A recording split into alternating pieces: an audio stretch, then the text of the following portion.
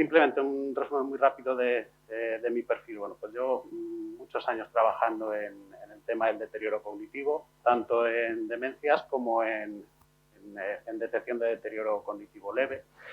Y bueno, experiencias desde parte de la investigación a parte de la clínica. Es algo que vamos a ver después mientras vayamos desarrollando el tema, ¿no? El tema de protocolos y los dos ámbitos donde podemos trabajar y cuáles pueden ser esas diferencias, ¿no? El mayor control o un mayor ajuste y adaptación a la persona, ¿no? Bueno, pues desde la Universidad de Salamanca en temas de investigación desde hace, bueno, pues prácticamente desde 2007-2008, trabajando aquí en el centro también en alguna oportunidad, en algún proyecto no solamente de valoración del deterioro, sino también en la puesta en marcha de programas de estimulación cognitiva y bueno, luego ya colaboraciones en la Universidad de Salamanca con la docencia en el máster de Alzheimer y también en el máster de Psicología General Sanitaria en la Facultad de Psicología General Sanitaria, la Facultad de Psicología. Ahora mismo, bueno, las dos afiliaciones que tengo es personal de investigación en la USAL dentro del proyecto EDADES. Es un proyecto, un convenio de colaboración entre la Universidad de Salamanca y el Ayuntamiento de Salamanca. Llevamos ya año y medio prácticamente con el proyecto. Y bueno, el objetivo del proyecto es la detección precoz del deterioro cognitivo leve, ¿no? Es importante la detección precoz porque podemos adelantarnos con todas las medidas posibles, farmacológicas, no farmacológicas, e incluso algunas medidas sobre cuestiones de salud y hábitos saludables, bueno, pues que están demostradas que tienen cierta efectividad a la hora de frenar el progreso del deterioro.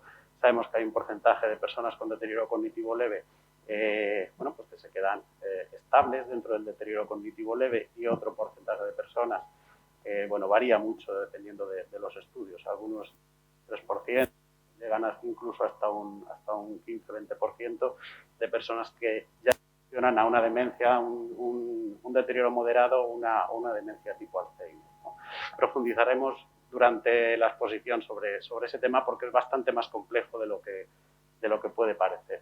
Y bueno, en el programa que hacemos en el proyecto EDADES, pues bueno, realizamos una valoración bastante exhaustiva y a partir de ahí, dependiendo del juicio clínico de esa valoración, pues damos una serie de opciones. Si hay normalidad, simplemente mantenemos en seguimiento. Si hay deterioro cognitivo leve, ofrecemos un programa de prevención y si hay bueno, ya algún otro deterioro cognitivo un poquito más moderado o alguna probabilidad o posibilidad de que haya algún tipo de demencia, pues se deriva a otras especialidades, ¿no? Y bueno, también en la práctica clínica, en la clínica de Dédalo, Centro de Atención Neuropsicológica para Mayores, pues desde otro punto de vista muy diferente, también se trata de atender y de ver a las personas que puedan solicitar esa revisión o ver puede estar afectando. En cuanto a lo que vamos a ver hoy, un resumen muy rápido. Bueno, una introducción y objetivos.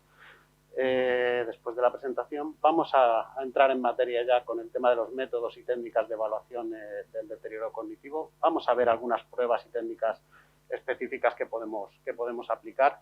Nos vamos a centrar en esas pruebas y técnicas porque es muy importante que entendamos la parte de valoración cognitiva es solamente una parte más del diagnóstico del deterioro cognitivo leve. Lo veremos un poquito más adelante cuando lleguemos al tema de los criterios diagnósticos, ¿no? Pero es muy importante manejar bien los instrumentos o, en su caso, elegir bien qué instrumentos vamos a utilizar con las personas a las que vayamos a atender o con el tipo de población con el que vayamos a trabajar, ¿no? Vamos a ver un ejemplo de protocolo de valoración y después trataré de que discutamos un poquito el tema de elegir un buen protocolo, una buena forma de valoración, sobre todo a nivel cognitivo. Pasaremos, como decía, a lo que es el diagnóstico del deterioro cognitivo leve, que pasa fundamentalmente por la recogida de información de todas las variables que ya iré puntualizando que son importantes a la hora de realizar ese diagnóstico, las variables de intervención cognitiva a través de los test neuropsicológicos y una parte importantísima que son los criterios que han ido variando prácticamente desde los primeros criterios de demencia por los años 80 hasta bueno, criterios establecidos como el de Petersen a otros criterios que ya después de la evolución en los estudios contienen ya no solamente criterios de medición neuropsicológica, sino también criterios médicos muy profundos, y entraremos a hablar un poquito del tema de los biomarcadores y qué significa eso de los biomarcadores cuando tenemos que hacer un diagnóstico, ¿no? Cómo conjugar todas esas variables. Y después de tener la valoración, la parte de diagnóstico, con el tema de los criterios, vamos a ver también la cuestión de los perfiles, es decir, entrar en materia directamente en cuáles son esas mediciones o esas condiciones dentro de los perfiles y cómo no dejarnos engañar solamente por una de las partes de la valoración, ya sea la parte más médica o la parte más neuropsicológica. Como veremos, hay también otros condicionantes, como por ejemplo simplemente la reserva cognitiva, o circunstancias como por ejemplo la soledad o la depresión, que también influyen en ese diagnóstico diferencial del deterioro cognitivo leve. Y veremos, si no en la parte final, dependiendo de cómo vaya la dinámica de la presentación, iremos viendo algunos casos prácticos de perfiles, de puntuaciones y bueno, de discusión de medición o de valoración de deterioro cognitivo leve, o no el diagnóstico en sí de deterioro cognitivo leve, sino quizá de descartes de otro tipo de posibilidades, ¿no?, que pueda haber en todo el proceso. En los objetivos, resumiendo mucho, lo que sí me gustaría ir ya hablando de la ponencia es que fuese participativo, ¿vale? Seguramente tenemos perfiles muy diferentes, el mío ya os lo he comentado, para centrar y para que me podáis interrogar o me podáis comentar sobre cuestiones que probablemente pueda responderos dentro de este perfil, pero desde vuestro punto de vista estéis en la situación en la que estéis, seáis psicólogos, seáis médicos, sanitarios o cualquier otra profesión, me podáis comentar o preguntar cualquier duda que tengáis o cualquier palabra, expresión que no entendáis, ¿vale? Pero bueno, de forma general, los objetivos, las ideas que quiero que al final de la ponencia queden un poquito claras es, bueno, conocer los principales métodos de valoración, revisar los criterios diagnósticos y quedarnos sobre todo con la parte final de los últimos avances en cuanto a los diagnósticos de deterioro cognitivo leve, conocer y manejar el establecimiento de perfiles sin dejarnos engañar solamente con esa valoración a nivel cognitivo, a nivel neuropsicológico. Y bueno, veremos algunas herramientas, observaremos perfiles y bueno, que tengáis una mínima habilidad para al menos conocer cómo se realiza el diagnóstico del DCL. La justificación, como siempre que hablamos de temas de demencia y en este caso de deterioro cognitivo leve, es bueno, pues la epidemiología. Los datos son verdaderamente alarmantes y bueno, según la OMS en 2015 la afectación es de alrededor de 45 millones de personas en todo el mundo, en torno al 5% de la población mundial de edad avanzada, y se prevé que aumente hasta 75 millones en 2030 y 132 millones en 2050. Esta previsión estaba hecha hace, creo recordar, 2-3 años, en un informe de 2-3 años, y este año había salido algún otro informe que decía que la previsión estaba bajando, pero aún así se mantenía en ese tipo de cifras, ¿vale? La revisión no era muy alta y tenía quizás más que ver que verdaderamente con la problemática, con la aparición de la enfermedad, precisamente con los criterios en los que medimos esa problemática, ¿no? La demencia. En España, si nos vamos en lugar del ámbito internacional al ámbito nacional, pues vemos que a partir de los 70-74 años, pues la prevalencia ya empieza a ser bastante significativa y bastante importante, ¿vale? De hecho, os voy a poner el reflejo a nivel local en Salamanca, que desde el proyecto DAS manejamos determinados datos o al menos unas estimaciones. En Salamanca, según el padrón municipal, existen, bueno, la tasa de población de mayores de 65 años es el 25%. Es decir, somos una de las provincias más envejecidas de toda España, ¿vale? A nivel europeo, pues a nivel nacional ya somos un país bastante envejecido. En Salamanca concretamente pues ronda ese 25% de población. De toda esa población de los 86.417 personas mayores, unas 9.000 presentan algún tipo de discapacidad. De esas personas que presentan algún tipo de discapacidad, 7.600 son susceptibles de presentar deterioro cognitivo leve. No ya una demencia, sino simplemente, bueno, esos pequeños fallos de memoria, cajas de memoria, que ya van algo más de lo que es un deterioro de la memoria debido a la edad, pero bueno, todavía no se ha convertido en demencia, pero sí hay alrededor de unas 2.000 que estarían afectadas por un deterioro más grave, un deterioro moderado o algún tipo de demencia. Si hablamos de nivel local, 7.600 no son bastantes personas, ¿no?, que pueden tener algún tipo de deterioro, y sobre todo la vigilancia, o lo importante es la vigilancia o el poder dar algún recurso a esas 7.000 personas son para el futuro, para lo que pueda derivar en un futuro, ¿no? La definición, a grosso modo, del deterioro cognitivo leve sería que, bueno, que es un síndrome caracterizado por la presencia de un déficit en procesos psicológicos básicos, más acentuado, lo veremos después en los criterios cómo definimos esto de más acentuado, al que cabría esperar como consecuencia de la edad, no repercutiendo en las actividades de la vida diaria. Esa definición del deterioro debido a la edad y el deterioro cognitivo leve está en ese más acentuado, ¿no? Ya digo, esta definición es muy general, pero bueno, es un deterioro que ya va más acentuado a nivel de la edad y aún así no repercute todavía en las actividades de la vida diaria. En algunas definiciones, sobre todo un poquito más antiguas del deterioro cognitivo leve, centralizaban el déficit que ocurre en la memoria, viendo que no solamente ocurre en la memoria, sino que puede haber otros procesos, tipos de deterioro cognitivo que no solamente atacan a la memoria, ¿no? En investigaciones, bueno, a nivel general, pero aquí en la Universidad de Salamanca se ha hecho alguna sobre la detección de deterioro cognitivo a través del lenguaje, es decir, determinadas formas de lenguaje pueden decir o pueden dar índices de que la persona tiene un deterioro cognitivo leve, ¿no? Pues como vemos, hay que analizar absolutamente todos los procesos cognitivos, no solamente la memoria, porque a veces los casos no son solamente deterioros de memoria. Hay una gran dificultad de generalización en cuanto a la epidemiología.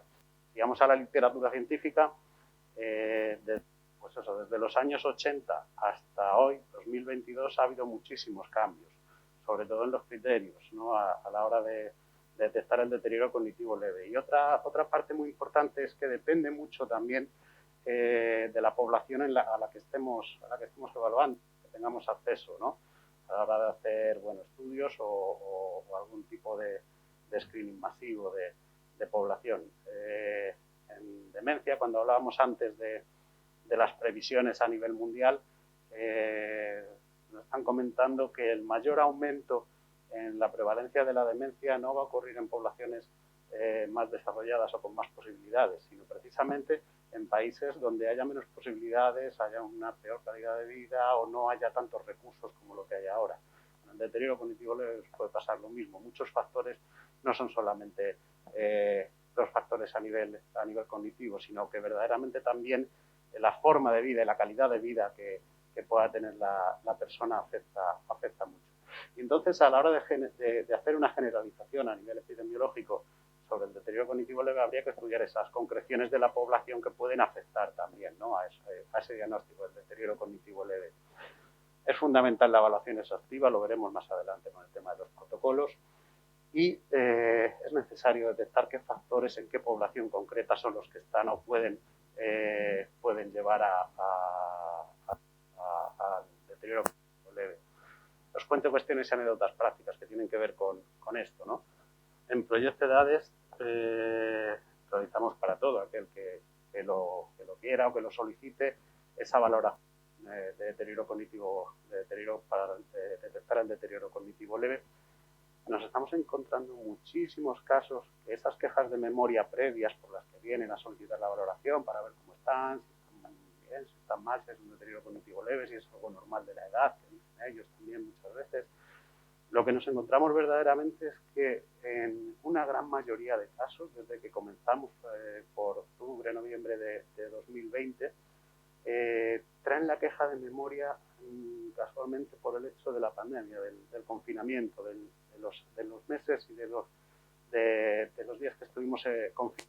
Es decir, a partir de ese hecho, simplemente no es nada simple, es algo bastante serio, pero de un hecho en el que la persona ha tenido que estar aislada, fuera del contacto familiar, fuera del contacto social, bueno, pues a partir de ahí comienzan a darse cuenta de que tienen más síntomas después de haber pasado esos momentos de pandemia. Con muchos de ellos, la gran mayoría de las personas que vienen a solicitarlo, fechan las quejas de memoria o fechan esas quejas de memoria a partir de ese proceso, ¿vale?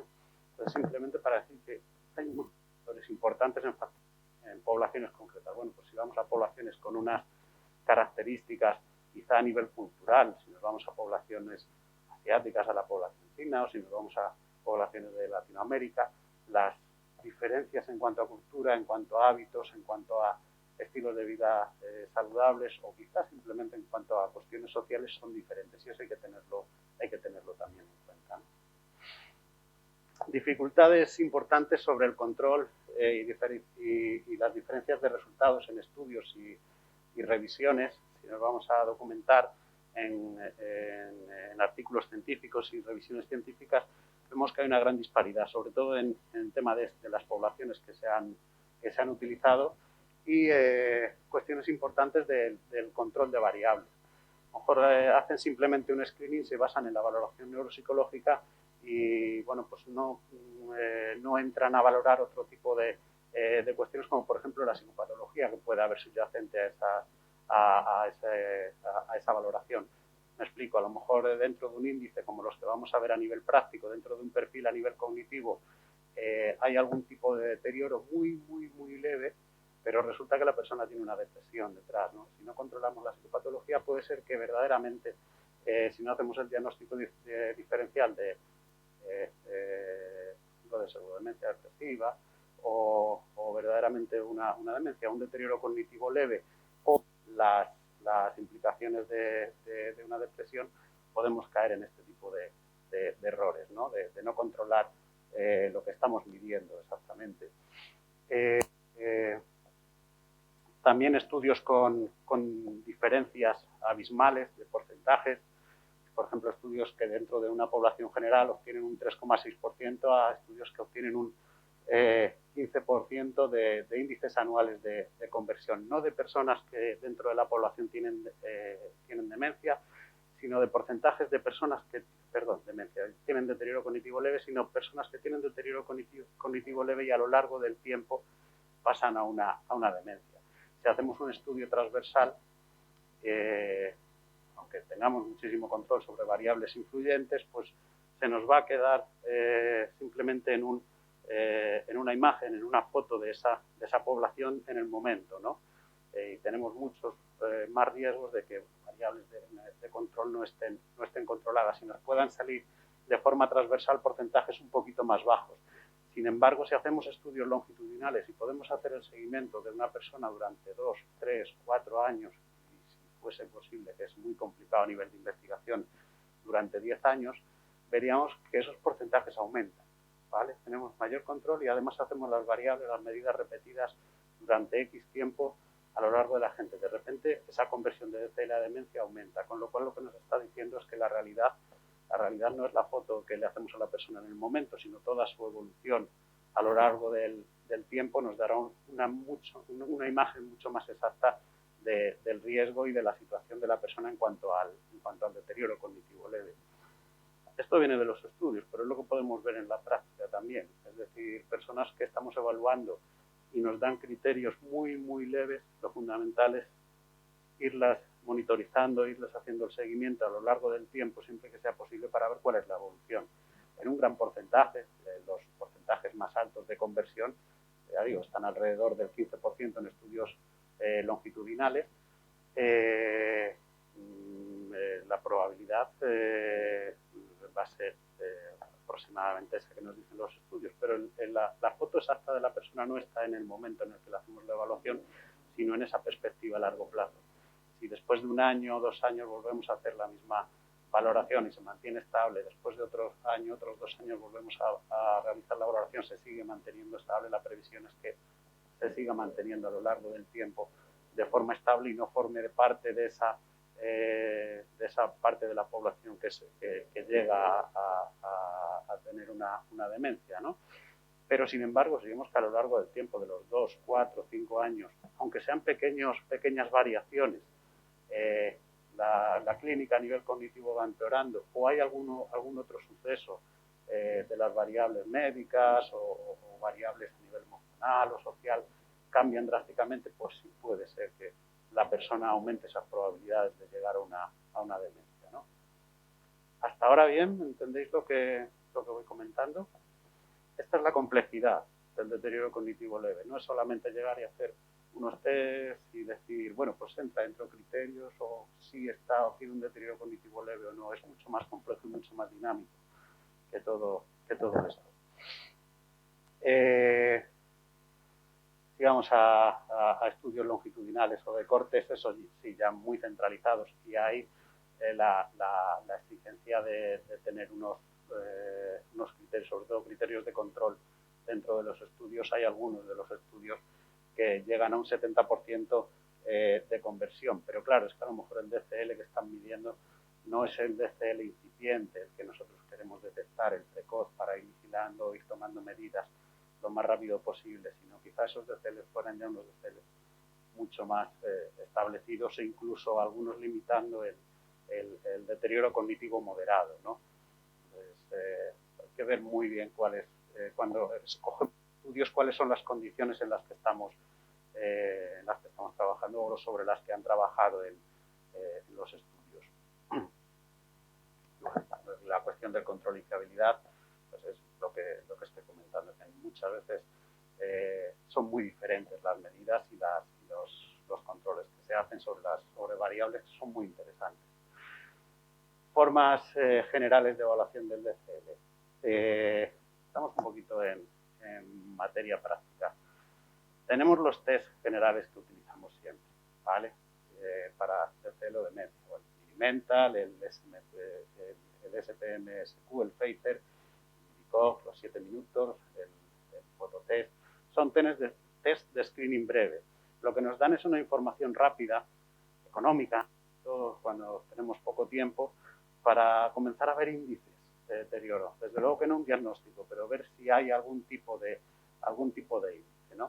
Hay que tener mucho cuidado, porque muchas veces, pues por falta de tiempo, por falta de recursos, porque no se puede hacer más, se trata de realizar o se alarma a la persona o se trata de realizar un diagnóstico rápido con esas puntuaciones. No, hay que tomarlas simplemente como índices. Incluso con otros test un poquito más elaborados, de screening general, test un poquito más extensos, el AC3, el MOCA, el ADAS-Cog o el CANCO, siguen siendo índices. Todavía no tenemos pruebas muy específicas. Eso sí, a nivel clínico nos dan mucha información.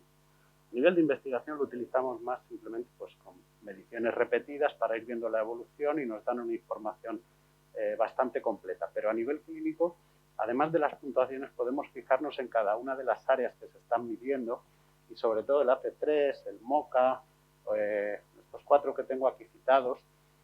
A nivel cualitativo, mientras estamos realizando la valoración, nos pueden dar también información sobre qué áreas son las que están deterioradas. Lo que comentaba antes, muchas veces buscamos el deterioro en memoria, pero no solamente lo que ocurre es el deterioro en memoria, sino que comienzan a aparecer sobre todo en actividades de función ejecutiva, de praxias, aunque sea de forma muy leve, una puntuación, un punto más, un punto menos. Ya digo, lo podemos tomar en cuenta simplemente a nivel cualitativo y nos puede servir para ver qué test específicos podemos tomar después, ¿no? Podemos utilizar también test específicos mucho más grandes, en este caso de memoria de forma específica el Wechsler, la versión 3 o la versión 4, es un test, una batería, pues son pruebas, pero van todas enfocadas a valorar de forma específica la memoria. otros test, como de atención, por ejemplo, el Train Making Test, el Wisconsin, mide el test de tarjetas de Wisconsin, que mide atención, o simplemente el Boston de denominación, ¿no? Después de tener una impresión general con los test de screening, deberíamos de valorar todas aquellas, al menos un test concreto, no tiene por qué ser algo tan largo como un Wechsler completo de memoria, pero sí deberíamos de hacer un test específico para cada una de las áreas fundamentales, al menos en las 5 áreas fundamentales de procesos psicológicos básicos, ¿no? Atención, memoria, lenguaje, función ejecutiva, pues deberíamos de apuntar cada uno tener una puntuación, un índice de cada uno de ellos. O tenemos después baterías neuropsicológicas validadas, Turia, Barcelona y alguna otra que hay, que directamente nos dan esa variabilidad dentro de los procesos psicológicos básicos, es decir, nos dan una imagen de todos y cada uno de los procesos psicológicos básicos. Y después hay otras pruebas que se podrían utilizar como las de screening, que han demostrado que tienen cierta correlación con el deterioro cognitivo leve, ¿vale? Nos darían el resultado de la prueba, de lo que está midiendo la prueba para lo que ha sido validada, y además se ha visto que tiene una alta correlación con los índices de deterioro cognitivo en general, es decir, de los diagnósticos de deterioro cognitivo leve. Por ejemplo, hay una prueba del Cuetos, es una prueba de memoria, sobre todo a nivel verbal, o la fluencia verbal. En principio, parece la fluencia verbal que simplemente nos están dando índices sobre el lenguaje, la capacidad que tiene la persona de decirnos durante un minuto una palabra en una categoría concreta, ya sea a nivel semántico, dígame nombres de animales, o ya sea a nivel fonético, dígame palabras que comiencen por la letra P, por ejemplo, o dentro del protocolo neuronorma, de las categorías de fluencia verbal, que también mediría o tendría una alta correlación con función ejecutiva, sería, dígame, palabras que no contengan la letra A, ¿vale? Los procesos que implican, resulta que no solamente son pruebas verbales, sino que correlacionan bastante bien con índices de deterioro, ¿no? Bueno, pues todo esto, tiene que ver con el área cognitiva, con el área de la medición cognitiva. Como os decía en el avance y como iremos viendo, es solamente una pequeña parte de lo que engloba el diagnóstico, los criterios de diagnóstico del deterioro cognitivo leve. Aún así, para hacerlo bien, porque vamos a estar dentro de unos límites muy cortos, verdaderamente cortos, para establecer que la persona está en una situación de normalidad, aunque haya quejas de memoria, hay personas que están dentro de una situación de normalidad, porque la queja de memoria es subjetiva. Hay personas que sí, que están dentro de deterioro cognitivo leve, y otras personas que ya han pasado a deterioros más moderados. Pero no podemos identificar o decir dónde está la persona simplemente con este tipo de pruebas, aunque sí es importante hacerlo de forma lo más exhaustiva posible, ¿no? Bueno, luego la problemática de la detección precoz actualmente es que tampoco hay, a nivel de población general, no tenemos muchos recursos. En la atención primaria, sobre todo el tema de la masificación, de las prisas, de que no hay herramientas que directamente, porque la situación es bastante más, la problemática del deterioro cognitivo leve, como digo, llegar a un diagnóstico no es tan simple como una prueba de screening, ¿no?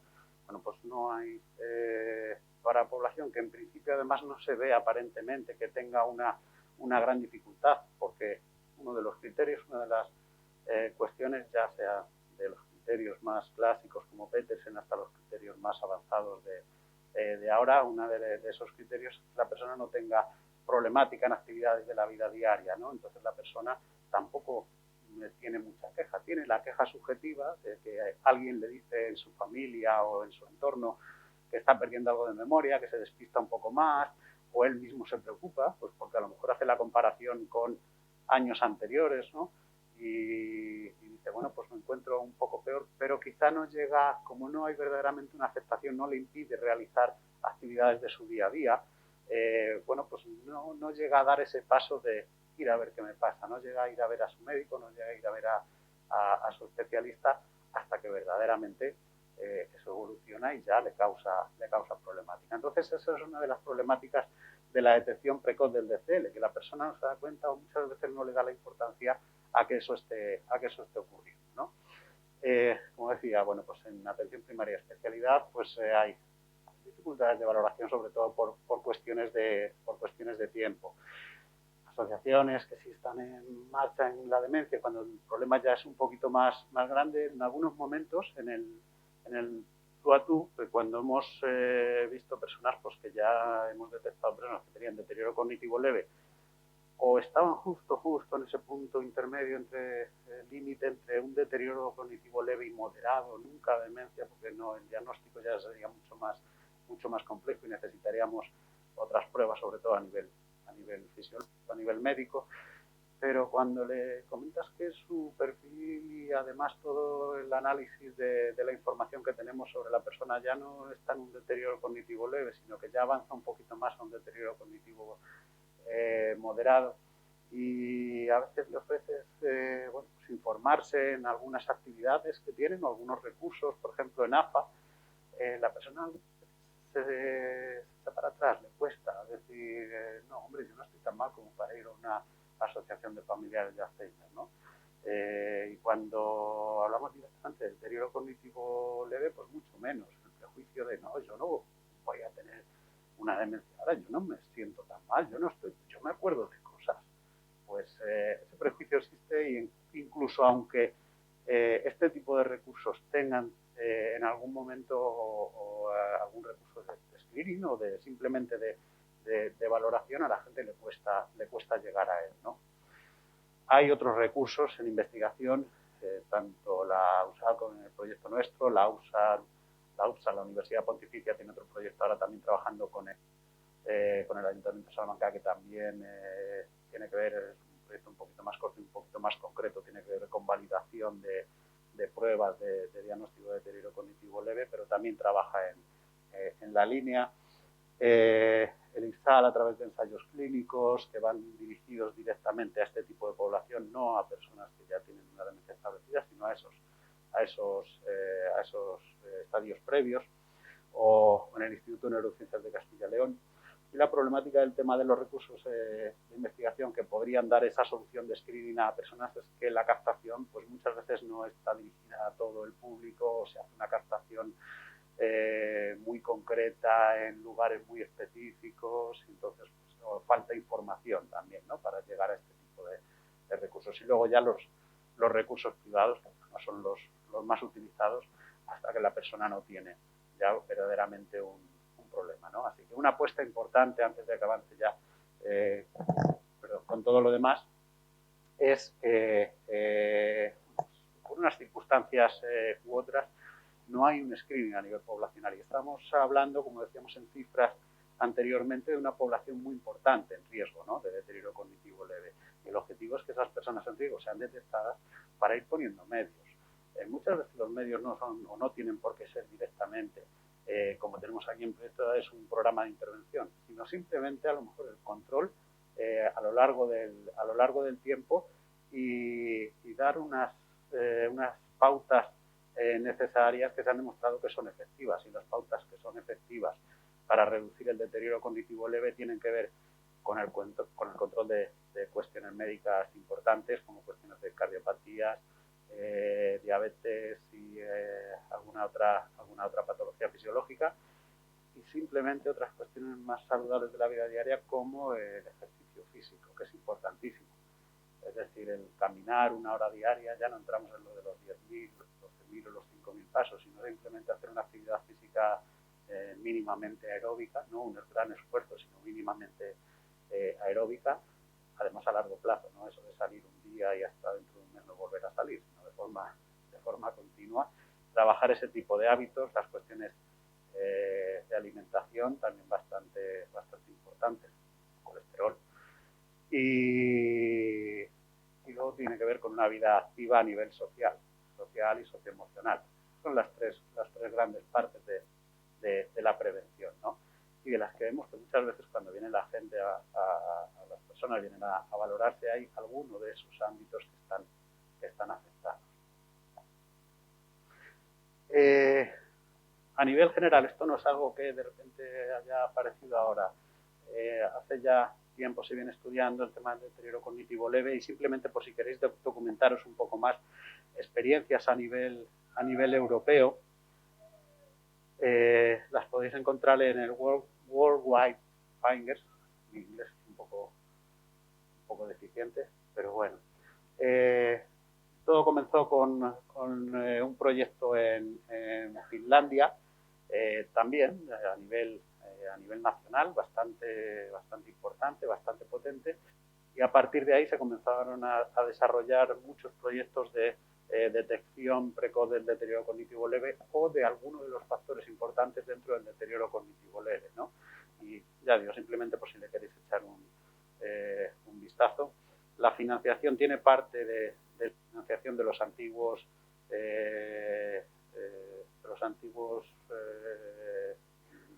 presupuestos de financiación europea del H2020. Algunos otros son directamente iniciativas de los propios países. La unión del Worldwide Finger o el objeto del Worldwide Finger es no solamente cuestiones de búsqueda de financiación, sino unificar datos. Es decir, unir todos esos datos de screening de deterioro cognitivo leve para tratar de dar unas conclusiones, bueno, pues un poco más potentes, sobre todo al principio a nivel europeo, después se extendió y ya hay proyectos de muchos países. Pues, el primero, el Finger, el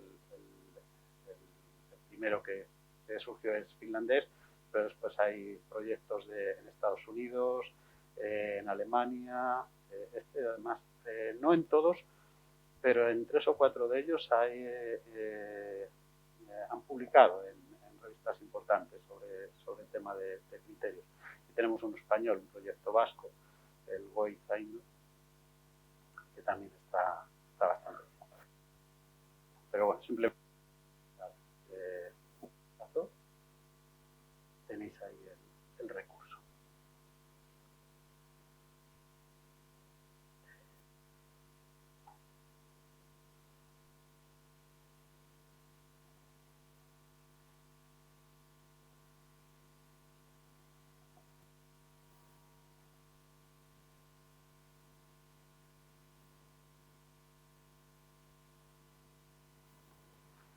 Vamos directamente ya a meternos en el meollo de la cuestión. Como os comentaba en la introducción, voy a ir un poco más deprisa porque en la introducción ya me he metido en muchas cosas de lo que os podría contar a lo largo del desarrollo de toda la sesión. Los criterios. Tenemos criterios de Petersen. La referencia de 2011 realmente es muy evolucionada. Es una revisión que se realizó Petersen. Realizó los criterios en el año 99, la primera publicación. La revisión de criterios o la inclusión en el DSM-4 y DSM-5, ahora lo veremos un poquito más adelante, donde ya evolucionamos en los criterios un poquito más específicos. Los criterios de las reuniones internacionales de la IWG, el 1 y el 2, y los criterios finalmente de la NIA para clasificación de DCL y Alzheimer, los que hemos viendo, los test neuropsicológicos y las metodologías de análisis integral, en las que ya integramos variables médicas, variables a nivel funcional, variables emocionales y variables sociales. Estas son las técnicas y los métodos que utilizaremos para llegar a tener un juicio clínico en el deterioro cognitivo leve.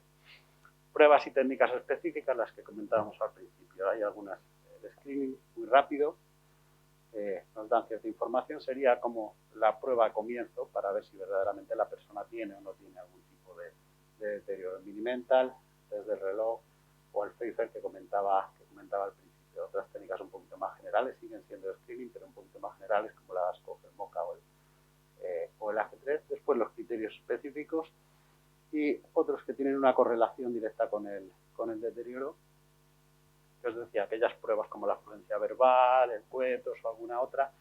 El IQ-CODE y el BLES no son pruebas directamente de valoración cognitiva neuropsicológica, no sé si los conocéis, son test del informador.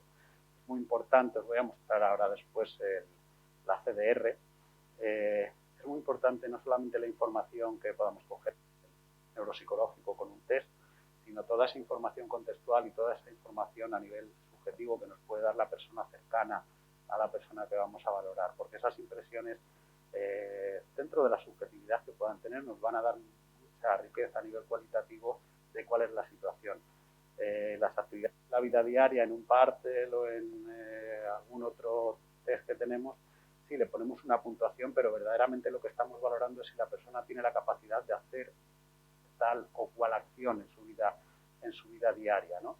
Bueno, y esa información la sacamos a través del informador. Bueno, pues en estos test, el IQ-CODE y el BLESED es la escala de demencia, pues también podemos sacar información que es bastante importante para ver cuál es el estadio donde se encuentra la persona en cuanto a actividades de la vida diaria, y correlacionan también bastante bien con el deterioro cognitivo. Hacíamos la fluencia verbal o otros test, en este caso ya valoraciones de cuestiones neuropsicológicas, el test de memoria, el TAN, el MIS, el test o el CUETOS.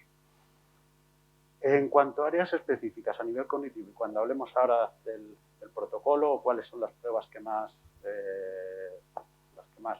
qué pruebas pueden ser adecuadas, y si os atrevéis a ayudarme a realizar un protocolo concreto de pruebas, concretamente para el deterioro cognitivo leve, para demencias tenemos muchísimas. Y además, como hay también otros criterios, o los criterios son mucho más tajantes, porque ya el deterioro es ya mucho más avanzado, no es que sea más fácil, sino que simplemente tenemos acceso a información mucho más directa en cuanto a los baremos y en cuanto a los criterios de dónde es DCL o dónde es una demencia, es decir, para el diagnóstico, para llegar a un diagnóstico de demencia. Sin embargo, en DCL no encontramos muchas pruebas que verdaderamente nos den esa ligereza, ¿no? Y tenemos el proyecto Neuronorma, el cual se baremó a una población bastante amplia en test que cubren prácticamente todo el espectro de los procesos psicológicos, ¿no? Bueno, ahí ya no solamente son 1, 2 o 3, sino que son alrededor de 12, 14 pruebas. Nosotros dentro del protocolo no las utilizamos todas porque es necesario utilizarlo todas, y dentro de un contexto de investigación donde normalmente se suele recoger muchísima información de pruebas. Pero bueno, el Neuronorma, como decía, nos sirve para tener un espectro bastante exacto y con suficiente información para tenerlo, y además para tener toda la información relevante. Y además, cada uno de los test tiene unos índices concretos, y las baremaciones en cuanto a puntuaciones escalares o percentiles son bastante claras, ¿no? bastante claras. Otros aspectos del deterioro de actividades de la vida diaria, cualquiera, pues podemos hablar ahora después el APAX, pero bueno, el DSS o cualquier otro nos puede dar ese tipo de información.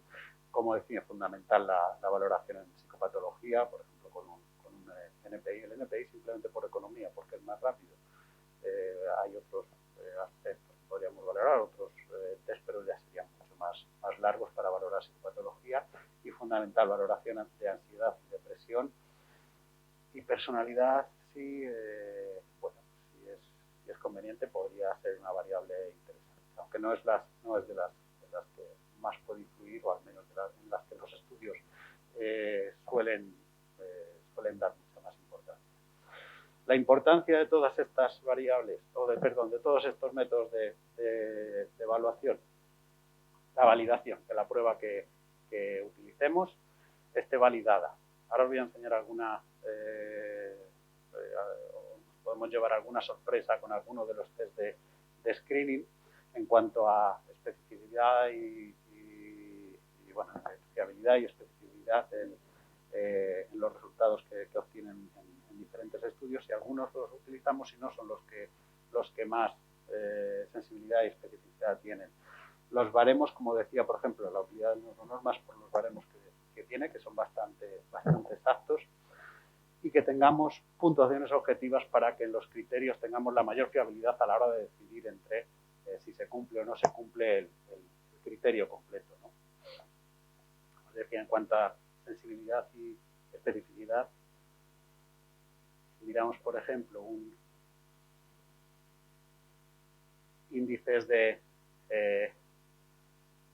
sensibilidad y especificidad de cada uno de los test. Hay estudios sobre los test.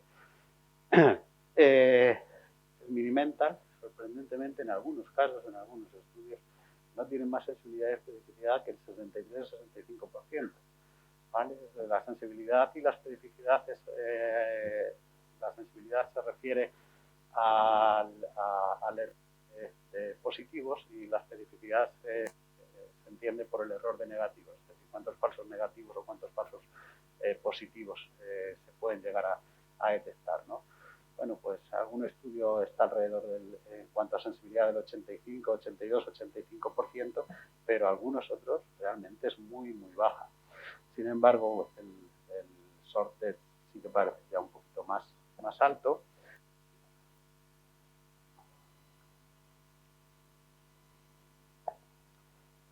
Por ejemplo, el MOCA tiene muy buenos resultados de sensibilidad y especificidad. Es decir, sería un candidato muy bueno como un test general, un test de screening, para poder utilizarlo. ¿Conocéis alguno de estos test? ¿Os habéis manejado? ¿Sí? ¿No? ¿Alguna preferencia por alguno concreto sobre generales de screening, simplemente?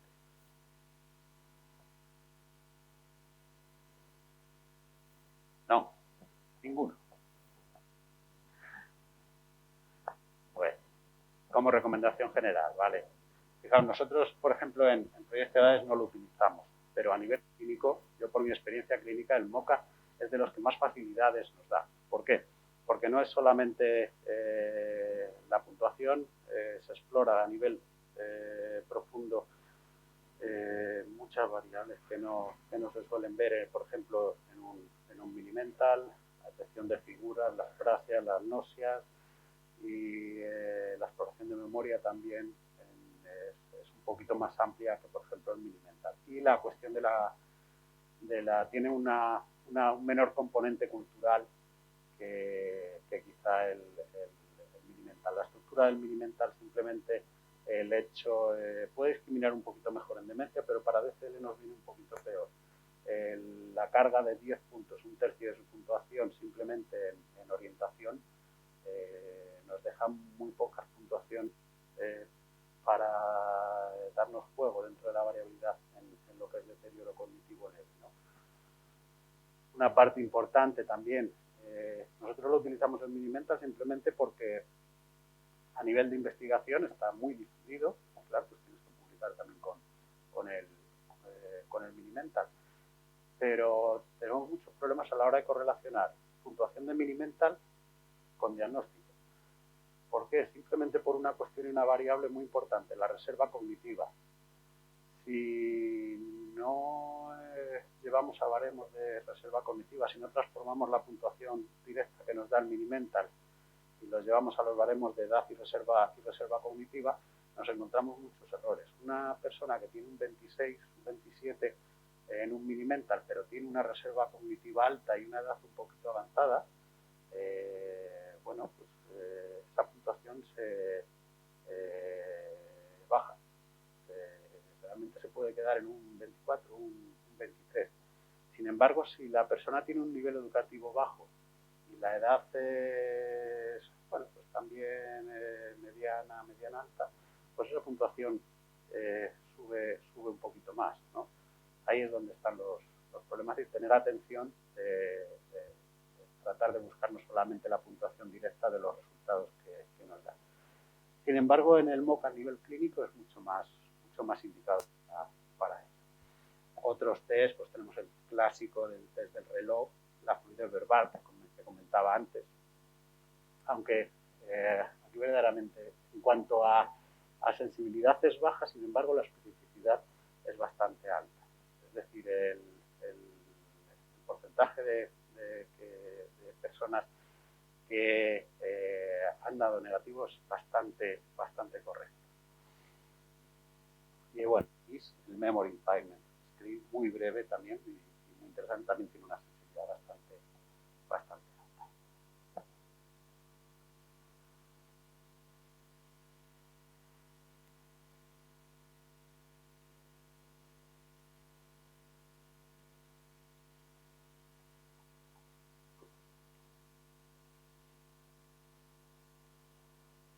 Dificultades en la medición. Todo el mundo que ha pasado un Minimental alguna vez, ¿sí? Bien, rápido, preguntas muy directas.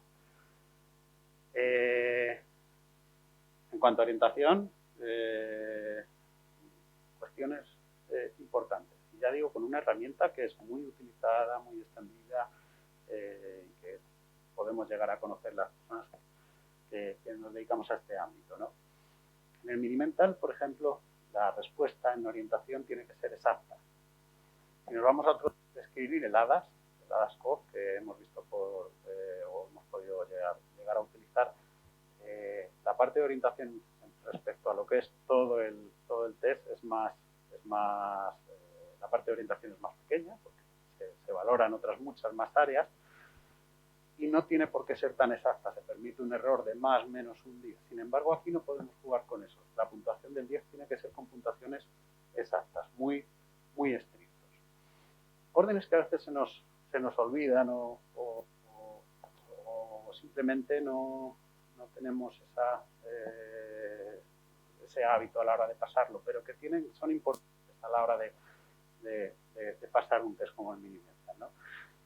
Le decimos las 3 palabras, la persona nos dice las palabras que recuerda y a continuación le tenemos que decir, es algo importante, la memoria explícita, le tenemos que decir que se las vamos a preguntar dentro de un momento después. ¿Para qué? Para que la persona realice un ejercicio de memoria explícita. Estas 3 palabras que acabo de repetir las tengo que aprender. No es lo mismo si no se lo decimos, no es lo mismo a la hora de recuperarlo en el ítem siguiente de recuperación la puntuación que nos pueda dar, ¿no?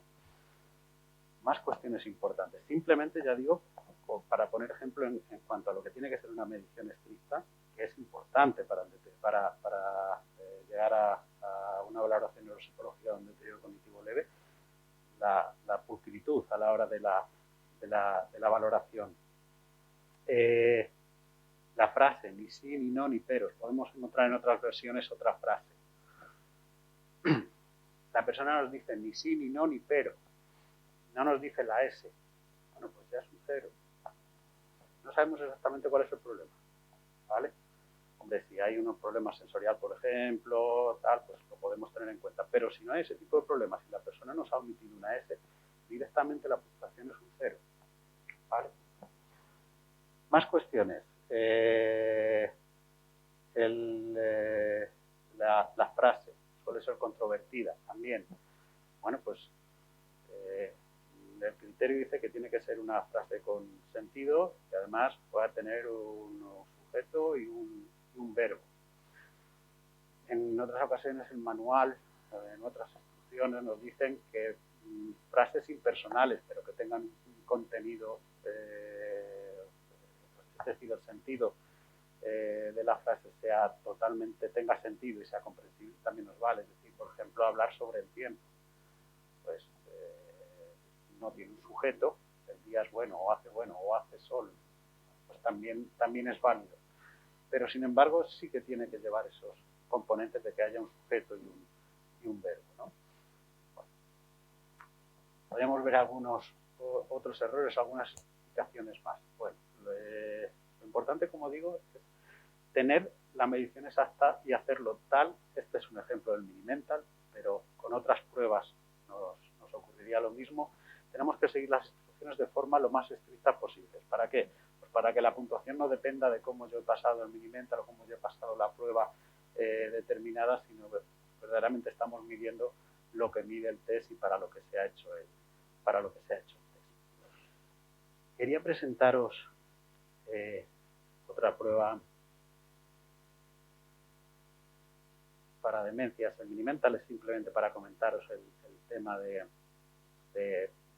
exactitud de la medición, pero para detección de deterioro cognitivo leve de una forma más rápida y sorprendentemente no una cuestión a nivel cognitiva, sino una entrevista semiestructurada, la CDR, la Clinical Dementia Rating Scale,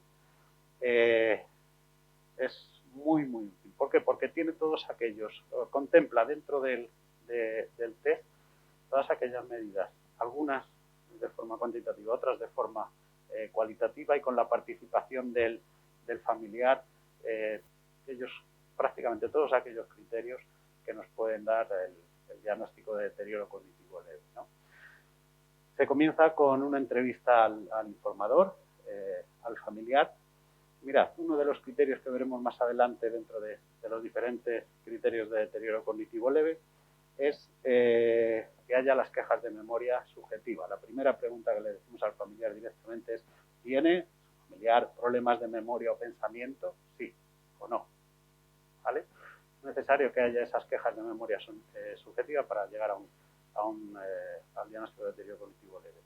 La primera pregunta que se le hace cuando comienza la parte de la entrevista al familiar es la misma. ¿Cree usted que usted tiene algún problema de memoria? ¿Vale? A partir de ahí, bueno, pues esta es una primera parte en la que se le hacen preguntas sobre el área de memoria. Son seis áreas. Si puede recordar hechos recientes, si puede recordar cosas muy concretas para que la gente pueda responder a actividades concretas que hace o no hace la persona, ¿no? Puede recordar una lista una lista corta de cosas, como por ejemplo una lista de la compra, si ha perdido algo de memoria en el último año. Una parte importante de la entrevista, si su memoria se ha visto deteriorada hasta el punto de haber interferido el criterio de si las actividades de la vida diaria están o no están afectadas, si la memoria remota está afectada, si olvida por completo acontecimientos importantes, si olvida información importante en memoria episódica del pasado lejano, la fecha de su boda, lugar de donde ha trabajado anteriormente, si hay acontecimientos, directamente acontecimientos del presente. Le tenemos que preguntar al familiar por un acontecimiento que le haya pasado en la última semana y por un acontecimiento más a largo plazo que le haya ocurrido dentro del último mes, ¿vale? A continuación, en la parte del paciente nos va a dar esos detalles, esos recuerdos sobre hechos concretos.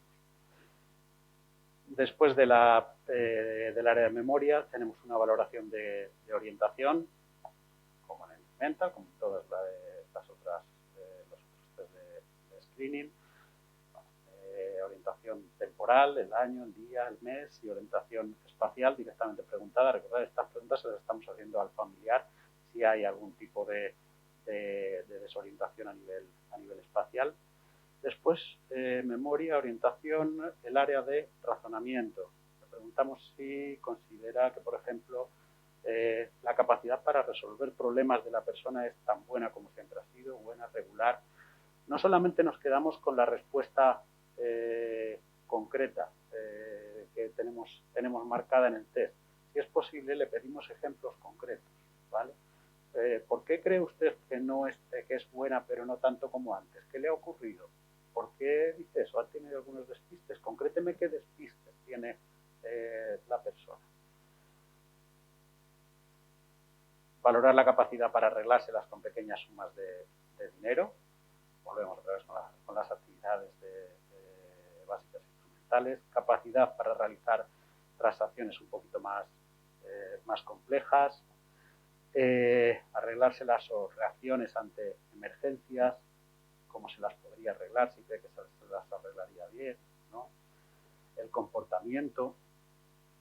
Siguiente área sería actividades fuera de casa para el informador, es decir, las actividades que realiza la persona fuera de casa, si es activo, si no es activo, si sigue trabajando, si no sigue trabajando, si los problemas de memoria, otro tipo de problemas a nivel cognitivo le han afectado o no le han afectado en su trabajo, si conduce o no conduce, si es capaz de hacer las compras por sí mismo, si es capaz de hacer independientemente actividades fuera de casa. Una pregunta que es muy curiosa, pero también es muy importante. Si un observador casual del comportamiento del sujeto tuviese un contacto con la persona, pensaría que la persona tiene algún problema, está enfermo, tiene algún problema a nivel cognitivo. Es decir, a nivel externo, las personas se dan cuenta de que hay o no hay un problema. El área de actividades domésticas y aficiones. En este caso preguntamos sobre cambios que se han producido en alguna otra escala de actividades de vida diaria. En el BLES también preguntamos sobre los cambios, la evolución que ha habido. En este caso, si ha habido cambios para realizar tareas domésticas o para llevar a cabo aficiones. La habilidad general, o si ha tenido qué grado de pérdida ha tenido en la habilidad de realizar ese tipo de tareas. Y a partir de ahí ya iríamos directamente al paciente. Nos queda la de cuidado personal. La escala de cuidado personal es la sexta área de valoración de la CDR, que es simplemente actividades básicas, vestirse, lavarse, hábitos en la comida y control de esfínteres. La escala está, el rango ahora lo veremos al final, no es exclusiva para deterioro cognitivo leve, sino para todo el rango de deterioro cognitivo. ¿Vale? Ahora muestro las puntuaciones, va desde 0 la calidad hasta el 3, de deterioro moderado.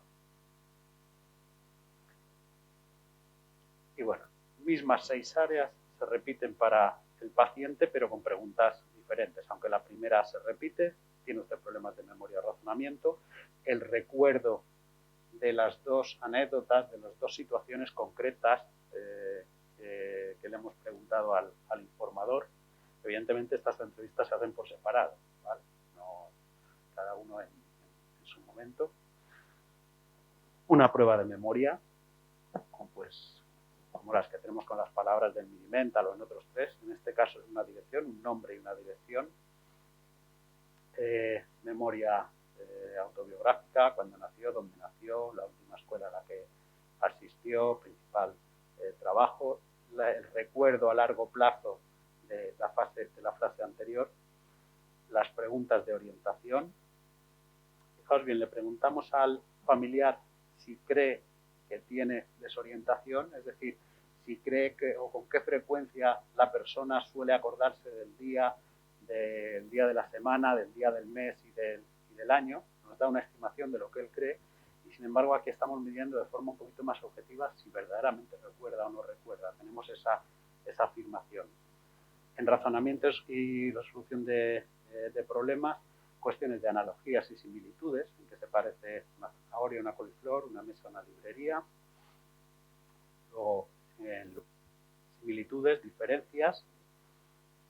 Y finalmente una prueba de cálculo y un supuesto a nivel si usted llegase a una ciudad nueva y sabe que tiene un amigo en esa ciudad, pero no tiene ni su número de teléfono ni su dirección. Planteamiento del problema. ¿Qué haría usted qué recursos que realizaría para poder contactar con esa persona? ¿Vale? Hay una serie de opciones que tienen una puntuación concreta. Un 2 es que no da una respuesta clara, un 1 si manifiesta que podría llamar a la policía o hacer una llamada telefónica a otro amigo o a otro lugar, o respuestas un poquito más lógicas o dentro de la capacidad de razonamiento, como buscarlo en agenda de teléfonos, en guía de teléfonos, ir al ayuntamiento a buscar un padrón, es decir, resolución de problemas ya un poquito más complicadas o soluciones a un problema que ya requieren también un razonamiento un poquito más complicado. Y bueno, no lo he recordado, lo podía haber puesto en esta opción. Se realizan en una medida de 0 a 3, como os comentaba, y si todas las áreas nos dan un 0, no hay deterioro, si todas las áreas no hay índices de deterioro, nos dan un 0,5, el deterioro es dudoso, con un 1 el deterioro sería leve, con un 2 moderado y con un 3 grave. Hay dos formas de ver los resultados de esta escala, que ya digo, tanto a nivel cualitativo como a nivel cuantitativo nos da muchísima información. Los autores de la escala, la Universidad de Washington, tienen un algoritmo en el que vas poniendo las puntuaciones que da cada una de las áreas y a partir de ahí nos da una puntuación de la valoración general. Es decir, la persona puede tener un criterio de dudoso en memoria, de ningún tipo de dificultad en orientación, de a lo mejor problemas de razonamiento un 1, de cuidado personal un 0 y en actividades en actividades domésticas un 0. Bueno, pues recogiendo todas esas puntuaciones normalmente suele ser la puntuación suele ser una moda, pero no es realmente así tampoco, pero la puntuación más frecuente es la que suele ser la valoración de la demencia o el resultado de la CDR. Ese es uno de los resultados a través del algoritmo. Pero hay otro resultado que tenemos que tener en cuenta que también es muy importante, la suma de puntuaciones de cada una de las áreas. No es lo mismo que nos llegue una CDR con un 0,5 de algoritmo, que estaría diciendo esa dudosidad, bueno, pues que hay ciertas dudas de si hay o no hay un deterioro. Ese sería el punto que estamos buscando en el deterioro cognitivo leve, donde si hay o no hay dudas. O si la suma y resulta que en la suma de puntuaciones, pues a lo mejor tenemos pues un 2 o un 3. ¿Por qué? Porque la puntuación de 0,5 en todas y cada una de las áreas es un 0,5. La puntuación general, según el algoritmo, nos va a dar un 0,5, sin embargo, la suma de las áreas nos va a dar un 2 o un 3. No es lo mismo ese resultado que la persona que a lo mejor solamente nos da problemas en memoria y todo lo demás en 0. La diferencia, pues que quizá haya algo también en actividades, en razonamiento, en actividades fuera de casa, en actividades domésticas, y esa información cualitativa es muy importante.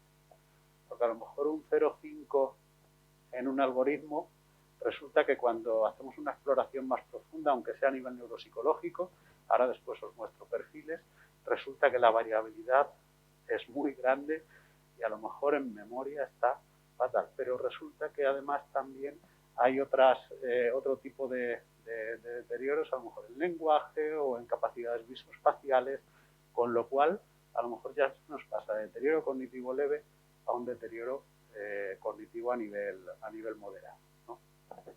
Pues eso hay que tenerlo muy en cuenta. Por eso esta prueba a nivel de screening y de primeras puntuaciones es bastante indicativa, bastante importante dentro del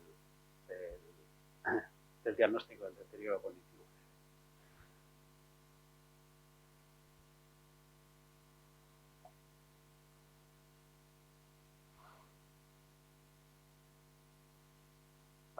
Pongo un ejemplo de un protocolo para la exploración. Un protocolo muy extenso. De hecho, es un protocolo que está hecho para investigación. Es decir, para no dejarse absolutamente o tratar de controlar la mayor cantidad de variables y tratar de tener la mayor cantidad posible de información para llegar a un diagnóstico lo más concreto, ¿no?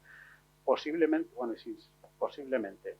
a nivel clínico sería algo muy costoso, sobre todo por tiempo, por desgaste, de cansancio a nivel cognitivo y a nivel físico de la persona, del paciente, y bueno, pues costaría durante mucho tiempo.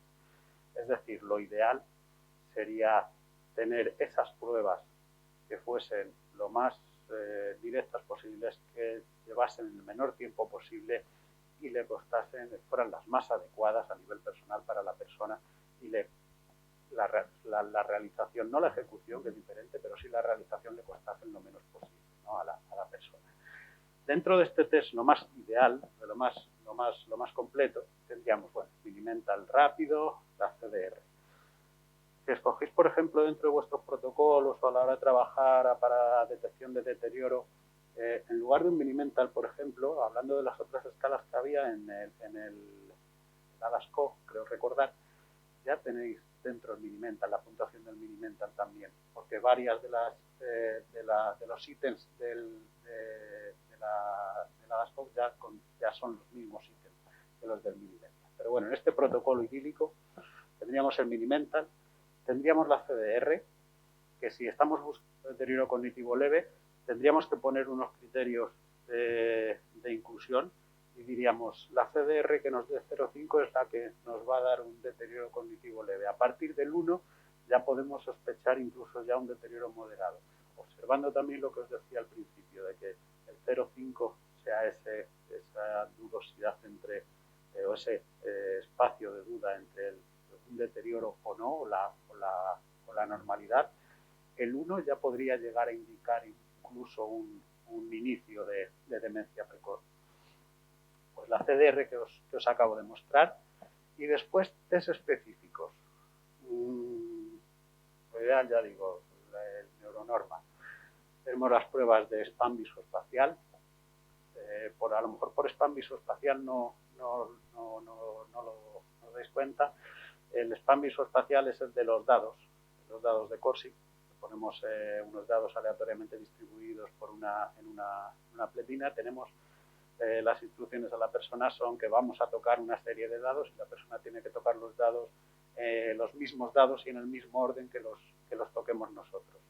De forma directa y de forma inversa, que la persona toque los dados en el orden contrario, empezando por el último que hemos tocado nosotros, ¿no? Pues spam visoespacial, memoria a corto plazo, visoespacial. El trail making test, seguro que lo conocéis también, el de los dibujos, no son los dibujos, hay unos números y tiene que unirlos, ¿vale? Simplemente eso.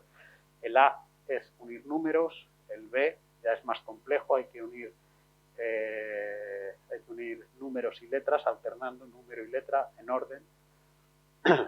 El SDMT, el Symbol Digit Modality Test, es un test en una plantilla, simplemente son unos símbolos que tienen debajo cada uno un número y la persona tiene que ir poniendo el número que corresponde debajo de cada símbolo.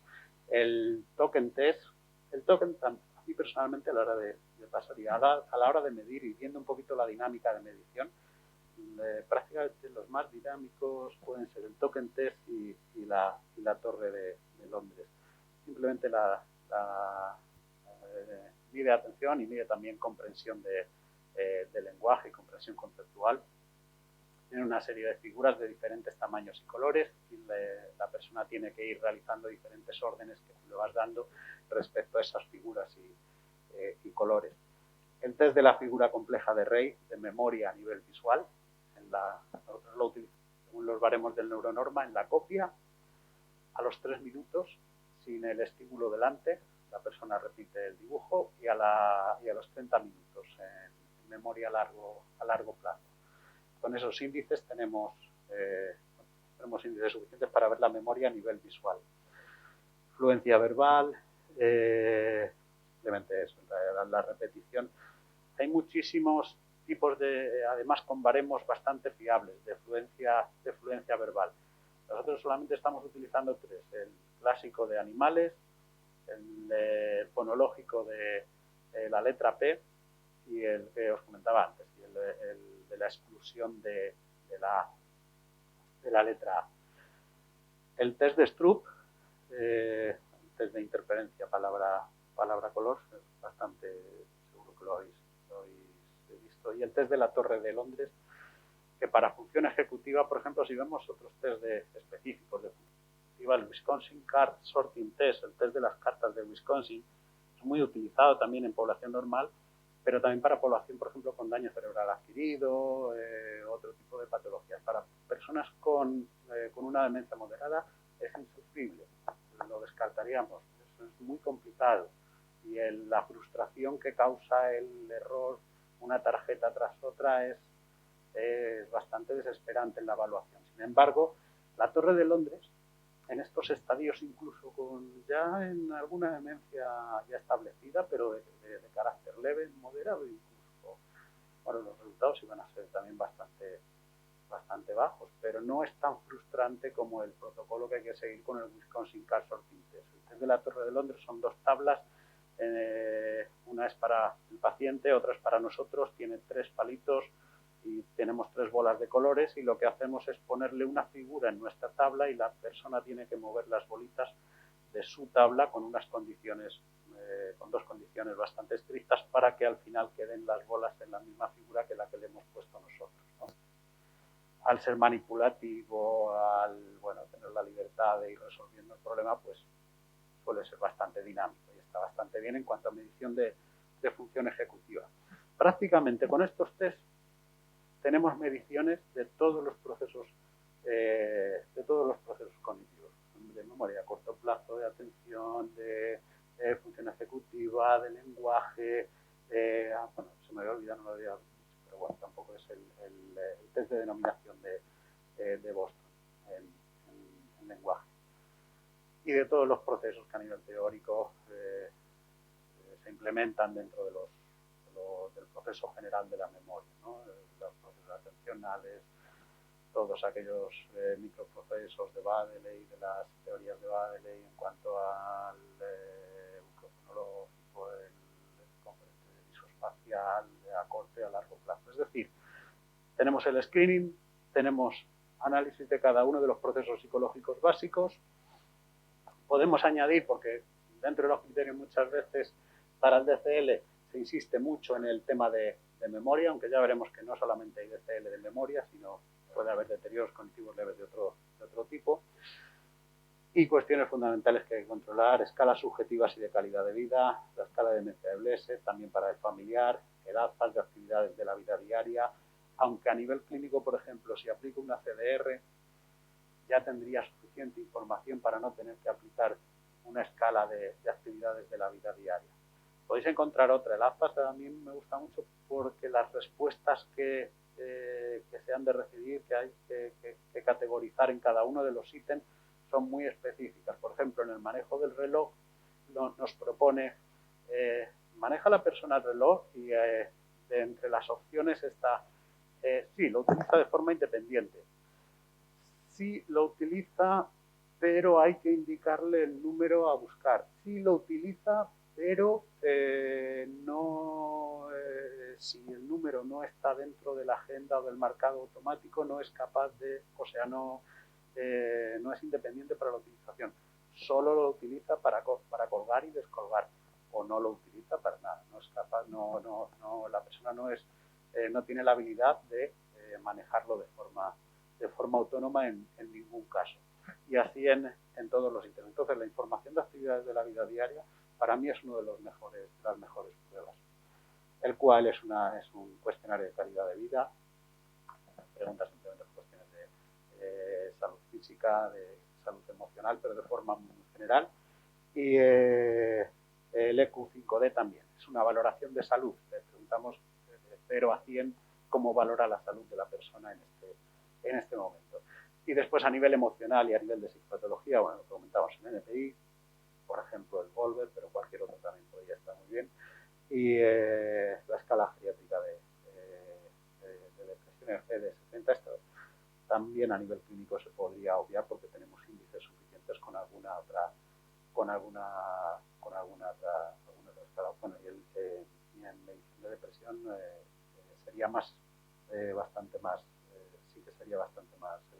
concreta que el Volver, ¿no? Bueno, eso sería un protocolo ideal. Problemas: largo, costoso, bueno, pues todas esas cuestiones.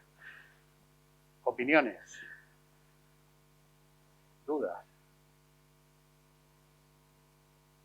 algún comentario, por favor.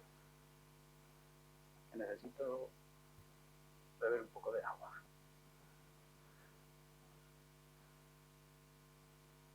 ¿Todo bien?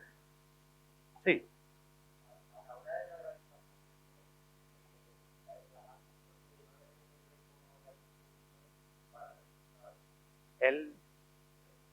Ah, vale, sí. El MEC, no te había entendido.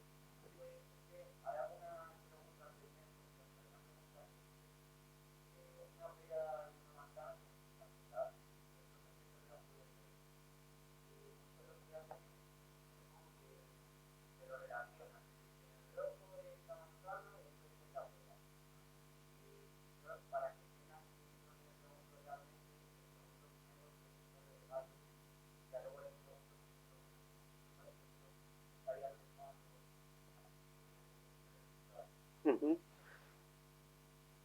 Concretamente en el MEC, yo no utilizo esa versión del MEC. Lo que diría siempre es ir a las instrucciones del publicante, es decir, del que haya hecho la validación del test. Cuando se realiza la validación del test hay unas instrucciones muy concretas de qué es lo que se puede y qué es lo que no se puede, qué es lo que no se puede decir, ¿vale? Mira, concretamente en ese tipo de analogías, yo ya digo, yo el MEC no lo utilizo, utilizamos el Minimental clásico. Y en la CDR, por ejemplo, sí que hay analogías. Pero es un contexto totalmente diferente al MEC, porque los Minimental, los MEC, como digo, es muy importante hacerlo todo para que cada uno de los puntos que nos dé, es necesario hacerlo todo de forma estricta. En la CDR, como es una entrevista semiestructurada, sí que puedes darle, bueno, aclaración, alguna otra pista, entre comillas, pero ninguna de esas aclaraciones pistas puede ser o debe de ser algo que directamente le lleve a la solución del ITEN o algo. En algunos casos, algunas versiones, por ejemplo, en el Minimental de Folstein, no el MEC, en el Minimental de Folstein, a veces vienen validaciones o vienen instrucciones de validaciones para cambiar las palabras. Es decir, cuando lo utilizamos para seguimiento, en lugar de decirle peseta, caballo, manzana o bicicleta, cuchara, vienen otras palabras para utilizar, que cumplen unos criterios de frecuencia de utilización y frecuencia, o sea, de frecuencia de utilización, perdón, y bueno, están controladas que no van a variar el punto que miden, ¿no? Entonces, en ese caso yo me iría a las instrucciones concretas. Pues porque, por ejemplo, en eso, en las similitudes y diferencias de la CDR, ahí sí que se da un poquito de juego.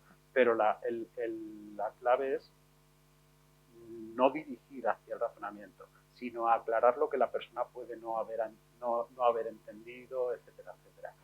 En otros casos hay instrucciones muy tajantes. Por ejemplo, en el Minimental, si le decimos a la persona, también tenemos que tener nuestra habilidad nosotros, ¿vale? Insisto, esto es solo un ejemplo con el Minimental. Otros temas, si nos metemos en un protocolo del Werner completo, perdón, ahí tenemos que seguir, nos vienen escritas. En el Werner nos vienen escritas las frases que le tenemos que decir y no nos podemos salir de ese guión. Porque claro, si añadimos una palabra más o una frase más, ya estamos variando la ejecución de la persona, ya le estamos dando. Si le estamos preguntando por algo que tiene que recordar y le damos una palabra que esté relacionada, aunque sea sin querer, con aquello que tiene que recordar, ya estamos falseando, ya estamos sesgando el test, ¿no? Entonces yo ahí seguiría las instrucciones del test. Seguiría las instrucciones y además de forma bastante escrupulosa. ¿Algún test que no haya comentado y que digáis, mira, pues yo lo he utilizado o creo que puede estar bien?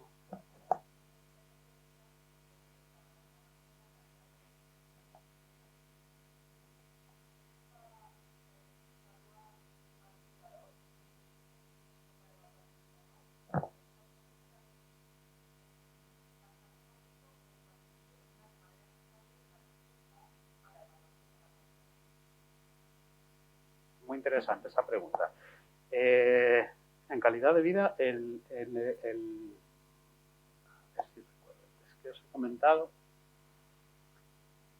el EQ5D y el QoL-AD tienen versiones para el propio paciente para el familiar y el proxy que llamamos. ¿Qué es el proxy? Es lo que opina el familiar de cómo está el paciente. Entonces podemos llegar a comparar, eso sí, realmente tampoco tiene muchos ítems, pero bueno, son índices que podemos ver. Son 4 o 5 ítems nada más, pero sí que se contempla eso que comentas, es decir, cuál es la visión del propio paciente, el cual cree que es su calidad de vida, la calidad de vida que tiene el propio familiar, que también es contrastable, es decir, cuando un paciente tiene mucha mejor o cree que manifiesta que tiene mucha mejor calidad de vida que la que dice el cuidador, cuando normalmente son convivientes, son personas cercanas, son personas que viven juntas, y la opinión del familiar sobre cómo es la calidad de vida del paciente, ¿no? Sí podríamos tener esa medición y esa variabilidad. Después, en el otro test, en el QOL-AD, ahí sí, sí que tenemos una mayor cantidad de ítems y sí podríamos ver mucho más. En el caso del DCL, nosotros, aunque tomamos por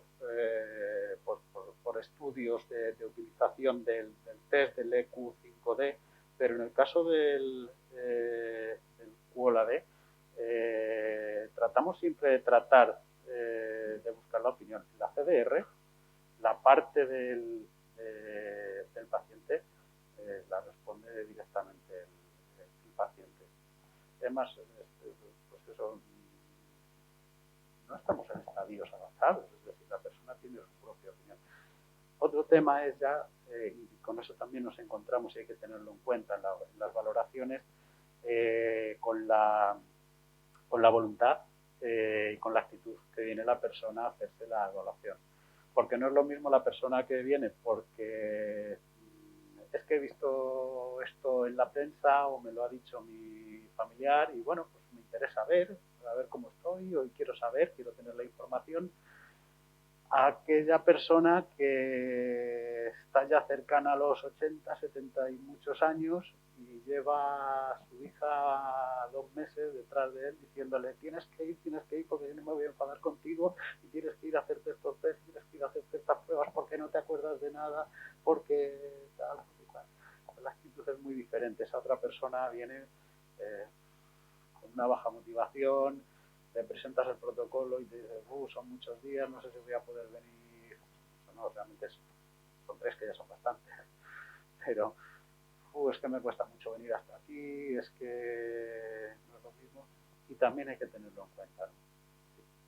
Hay en algunos test, en la CDR lo podemos manejar nosotros, porque es una entrevista directamente, pero hay algún otro test en los que algunos resultados, test neuropsicológicos, que algunos te podrían índices de que la persona no está colaborando al 100%. ¿Vale? En una batería como el Wechsler de memoria, además si la persona tiene más de 65 años es un poquito más corta, ¿no? Es alrededor de 1 hora, hora y cuarto, siendo muy, muy ágiles, y si la persona verdaderamente es un DCL o normal, si no hay mucho problema, que es ligero. Si la persona quiere comenzar a falsear datos, se nota rápidamente, porque a lo mejor no, porque ítems que se han respondido de una forma correcta en un determinado momento, después a la hora de repetirlos, han desaparecido y no tiene correlación con un déficit, sino simplemente pues porque no quieres, no estás a gusto, no puedes. A nivel general, bueno, pues no suele haber muchas dificultades, pero sí que hay que tenerlo en cuenta. Y el tema de la calidad de vida concretamente también es importante. ¿Alguna otra pregunta? ¿Alguna otra cuestión?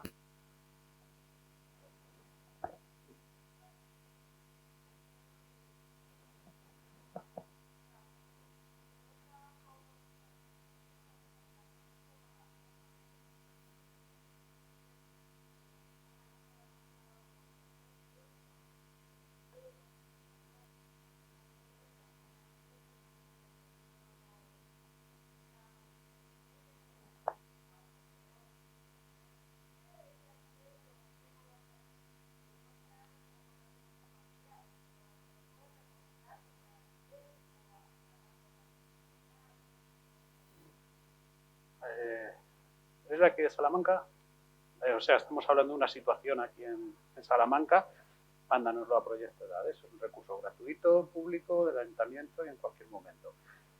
De forma general, lo ideal sería pues que la persona pudiese ir, ya fuese porque su cuidador, su persona cercana o tal, detectara problemas de memoria, lo enviase a su médico de atención primaria y su médico de atención primaria buscase un poquito cuál es la causa o cuáles son la gravedad de esos deterioros o esos defectos, y a partir de ahí pues simplemente lo mantuviese en un seguimiento, o si ve algún indicio de que, como comentas tú de forma subjetiva, que puede haber algo más, lo derivase a un especialista, psiquiatría, neurología, ¿vale?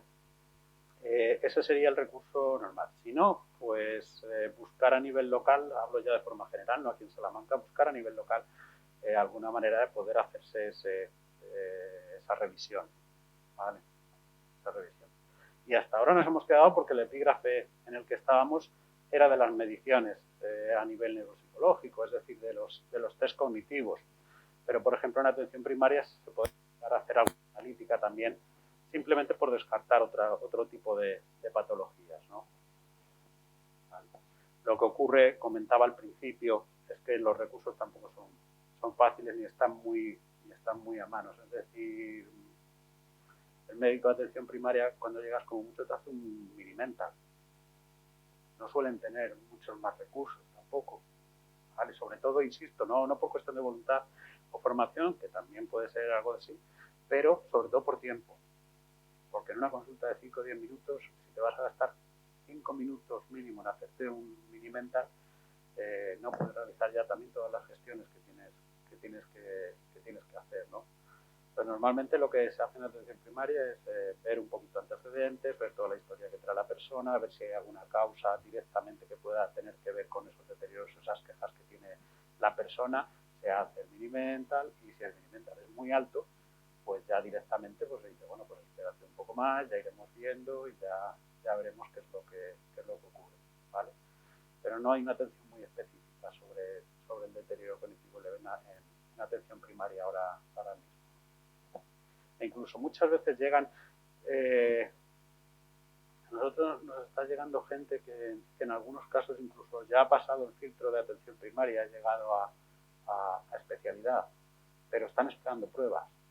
Y están esperando pruebas y están en esa incertidumbre, porque todavía no le han hecho el TAC o el SPED o la prueba fisiológica de neuroimagen y bueno, pues quieren tener más información, quieren tener la valoración neuropsicológica completa.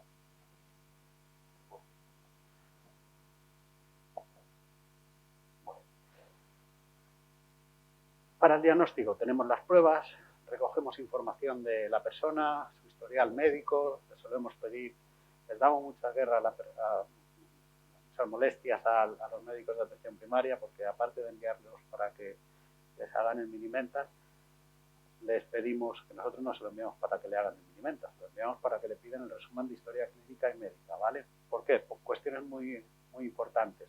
Antecedentes médicos.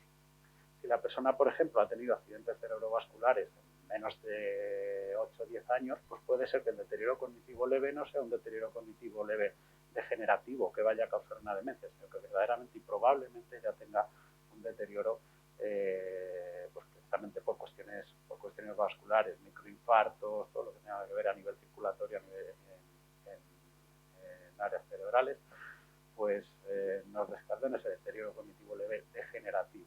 A nivel degenerativo. Otras cuestiones médicas importantes que pueden tener que ver con el arte de este deterioro cognitivo leve a nivel degenerativo, accidentes cerebrovasculares, todo lo que tenga que ver, niveles muy altos o descontrolados en cuanto a niveles de azúcar, diabetes, colesterol, y sobre todo la previsión es bastante mala a largo plazo, ¿vale? Es decir, es gente que si ya deterioro cognitivo leve y tiene ese tipo de patologías, a la larga es probable que el deterioro vaya aumentando. Y una parte importantísima, la farmacología. Normalmente, ya por instrucciones, antes de que llegase, bueno, antes de comenzar el proyecto, les pedimos y ha sido otra cuestión que estamos observando mucho, al igual que lo que os comentaba antes del tema de la pandemia y el confinamiento, que ha afectado para darse cuenta de que tienen quejas subjetivas de memoria. En cuanto a la farmacología, benzodiazepinas y opiáceos. En opiáceos no tanto. Normalmente las personas que vienen con opiáceos son porque tienen dolor, porque tienen patologías graves a nivel traumático, algún problema lumbar muy fuerte, o enfermedades crónicas, escoliosis muy fuertes, con dolores, y le recetan los opiáceos, pero las benzodiazepinas están bastante extendidas, ¿vale? Y muchísima gente nos viene que está tomando cualquier tipo de las benzodiazepinas, sus tranquilizantes, y muchos dicen, no, si esto lo llevo tomando 10 años, pero ¿qué cantidad? No, pero es que realmente solo la tomo para dormir, no hay un control concreto, ¿no? Y entrevistas un poquito más a fondo y dicen, bueno, pues hay días que sí que es para dormir, otros días pues es que me pongo muy nerviosa y me lo tomo ya para más, me hago alguna toma más, pero vas al médico, pues unos te dicen que sí, para la indicación, para que le dé la indicación, pues unos te dicen que sí, otros te dicen que no, porque la tienen indicada y la compran y la tienen en casa y la pueden tomar, ¿no? La cuestión no es tanto que es importante el hacer las tomas por su propia cuenta o el automedicarse, sino que, por ejemplo, los benzodiazepinas a largo plazo pueden tener efectos en el deterioro, ¿no? Pueden aumentar el deterioro o incluso causar un deterioro cognitivo causado por la toma de medicamentos, ¿no? Entonces nosotros en esos dos casos lo que hacemos es tratar de decir que dejen las medicaciones si es posible o que haya alguna alternativa. ¿Por qué? Porque la cuestión va a ser fundamental a la hora de hacer un diagnóstico diferencial o tener más claro el diagnóstico diferencial y también el seguimiento a largo plazo también va a estar mucho más claro si no hay esa toma a nivel farmacológico. Pero bueno. Criterios de DCL. Teníamos la definición que he comentado muy general al principio, pero aquí ya vamos a ir viendo criterios muy concretos. Los clásicos son los criterios de Petersen, el 99, que se quedan en quejas de fallos de memoria, lo que comentábamos, las quejas subjetivas de memoria, corroboradas por un informador fiable. En criterios ya un poquito más avanzados, por ejemplo, en los DSMs, nos dice quejas de memoria por del propio paciente, de la propia persona y o de un informante. Es decir, no es necesario que sea él mismo la conciencia de la persona que tenga estas quejas subjetivas, sino que alguien cercano también, aunque la persona no sea consciente o muchas veces no quiera ser consciente, se hagan presentes esas quejas subjetivas. Rendimiento cognitivo general normal. Eso nos decía Petersen. Es decir, que a nivel general la persona no tiene quejas de memoria, pero no tiene otros fallos a nivel general, o al menos no son patentes. Evidencia objetiva de defectos de memoria, esto ya es un criterio muy concreto, a 1,5 desviaciones típicas estándar en relación a la media de edad. Es decir, que si le pasamos un test de memoria específico, o un Western o cualquier otro test de memoria, su puntuación tiene que estar del 1,5 para atrás, ¿vale? Es decir, tiene que ver de 1,5 desviaciones típicas. Hablando en percentiles, que es más claro que con desviaciones típicas, estaríamos hablando alrededor de un 95, alrededor de un 95%, es decir, lo contrario sería dentro de un 5% de un percentil 1 a un percentil 5. Si la media es 50-100, de 50 a 100 son puntuaciones superiores, de 0 a 50 son los que están por debajo de la media. Estar en un percentil 5 es tener un deterioro bastante evidente. Ausencia de defectos funcionales relevantes en actividades de la vida diaria y ausencia de criterios diagnósticos de demencia. Es decir, pues que los criterios de demencia nos dicen pues, por ejemplo, en el DSM-5, que tiene que haber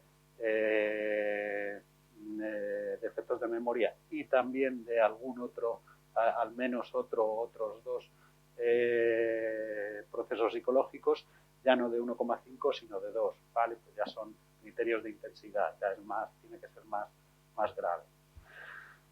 La CIA 10 simplemente le he puesto, no es la fundamental, y de hecho la utilizamos a nivel de justificación, tanto a nivel clínico como a nivel de investigación muy poco, pero simplemente para bueno, 4 conceptos muy básicos que tienen del trastorno, lo llaman trastorno cognitivo leve, un deterioro cognitivo leve. Es el deterioro de memoria con dificultades de aprendizaje también, es decir, ya no solamente se centra en la memoria, sino en lo que implica la memoria y aprendizaje, y fíjense, de concentración. Encontramos muchos perfiles de DCL con cuestiones atencionales, a veces incluso más fuertes que con deterioros en memoria. Ninguno de los síntomas es tan grave como para alcanzar los diagnósticos de demencia, en intensidad, diagnósticos un poquito más graves, más intensos, y el diagnóstico debe hacerse solo en asociación. Esto es muy característico bueno, muy característico. En este caso, en esta definición, es destacable, y el diagnóstico debe hacerse solo en asociación con un trastorno físico especificado y no en presencia de otros trastornos mentales. Si hay otros trastornos mentales dentro de la clasificación, pues lo que comentamos, un diagnóstico diferencial en cuanto a una depresión, una episodio de depresión mayor o algún otro trastorno mental.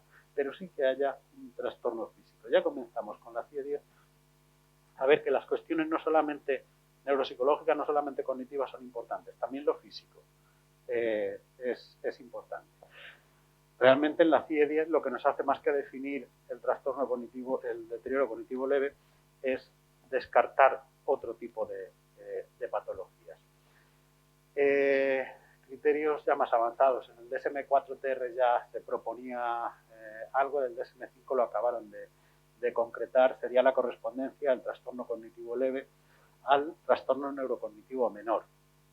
Característica del trastorno neurocognitivo menor sería la evidencia de un declive cognitivo modesto, es decir, que no sea muy avanzado, a un nivel previo, es decir, que haya habido una progresión en uno o más de los dominios cognitivos, preocupación del individuo, vamos a ver el tema de las quejas subjetivas de memoria, o de un tercero, declive en el desempeño neuropsicológico, es decir, en puntuaciones ya no solamente quejas subjetivas, sino puntuaciones objetivas. Por eso lo de los protocolos específicos, y de dentro del protocolo concretar mediciones pues, específicas de procesos psicológicos básicos, y que los déficits son insuficientes para interferir con la independencia, es decir, lo de las actividades de la vida diaria, el tema de que tiene que haber independencia en las actividades de la vida diaria, o al menos que en las actividades básicas no haya ningún problema, o si es necesario algún tipo de apoyo, tiene que ser muy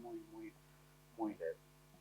Los déficits cognitivos no ocurren dentro de un delirio o no son atribuibles en otros mentales, lo que comentamos. Pues, no cursa con un trastorno previo de depresión, de alguna otra psicopatología grave, esquizofrenia o cualquier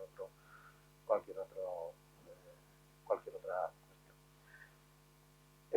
Los criterios NIMS-ADRA de la National Institute of Neurobiological and Communicative Disorders and Alzheimer. Lo que el avance de estos criterios fue verdaderamente, y aquí ya entramos en materia y en los avances dentro del deterioro cognitivo leve, del paso de definir algo concreto con esos criterios, quizá en algún momento un poco más difusos, de bueno, tiene que haber una queja subjetiva de memoria, bueno, las actividades de la vida diaria tienen que estar intactas, cosas muy concretas y muy importantes.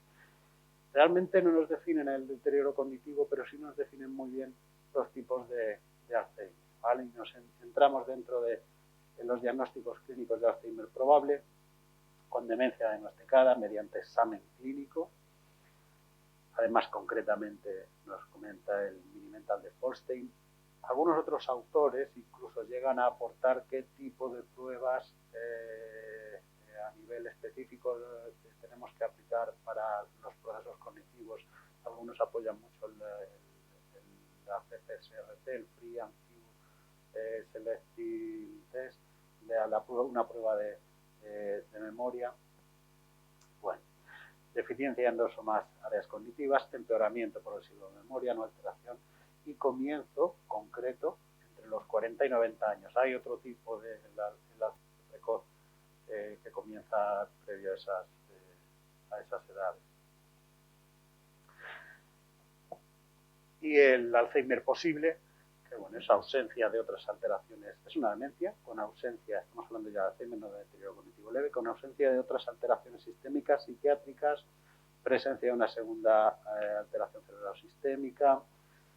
Y aquí viene también una parte importante, aparte de la definición del Alzheimer posible y probable, investigación cuando se produce un deterioro gradual e intenso en una función cognitiva, aquí ya podríamos hablar un poquito de deterioro cognitivo leve, en ausencia de otra causa identificable. Lo interesante es que ya en este tipo de criterios se incluye la utilización de biomarcadores. Cuando nos dice que la demencia hay que diagnosticarla con criterios clínicos y con pruebas a nivel médica, ya nos avanzan que hay que utilizar biomarcadores claros, ¿vale? Ya sea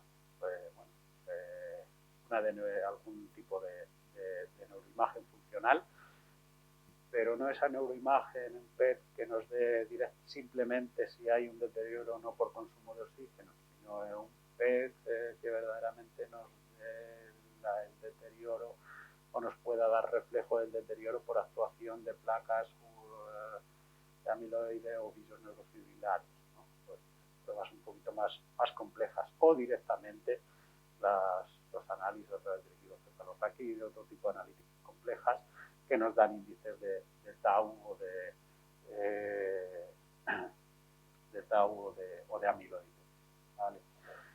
Y ese es el siguiente avance, y esa es otra característica más de los criterios que nos acaban de aclarar un poquito el complejo o la complejidad del deterioro cognitivo leve dentro de esos criterios. Los criterios NIA, de los criterios de Du Bois, uno de los creadores, después implementaron dentro de ese otro criterio, ya de esos criterios anteriores que hemos visto. Vemos criterios muy específicos, presencia de atrofia en el lóbulo temporal medial, que eso se puede ver muy fácilmente con un PET, o alteraciones ya directamente en biomarcadores en líquido cefalorraquídeo. La problemática de este tipo de marcadores es el coste, porque ya no es una valoración neuropsicológica, sino que es una prueba muy específica, e incluso si las que más información nos pueden dar en cuanto a índices de betamiloide, y de tau, es la prueba líquido cefalorraquídeo. Es molesta, es invasiva, y si hablásemos para la confirmación de una demencia, pues está bien. Para un DCL es complicado hacerle a todo el mundo una función lumbar para ver si tienes o no tienes índices de deterioro, ¿no? Bueno, dentro de la definición de, sobre todo los dos últimos criterios que tenemos, el deterioro cognitivo leve se correspondería al estado en el que no hay un diagnóstico de enfermedad de Alzheimer, no hay fallos en test específicos de memoria, o al menos esos fallos están muy al límite, pero no se quedan en esas quejas subjetivas. No hay evidencia de biomarcadores y hay ausencia de síntomas o marcadores específicos. A partir de ahí podemos encontrar otras casuísticas. Un estado asintomático de riesgo de enfermedad de Alzheimer, si hay evidencias de biomarcadores, ojo, aunque la persona no muestre todavía ningún tipo de clínica neuropsicológica. Ese es el juego en el que nos estamos ahora, y esas son las grandes dudas, ¿no?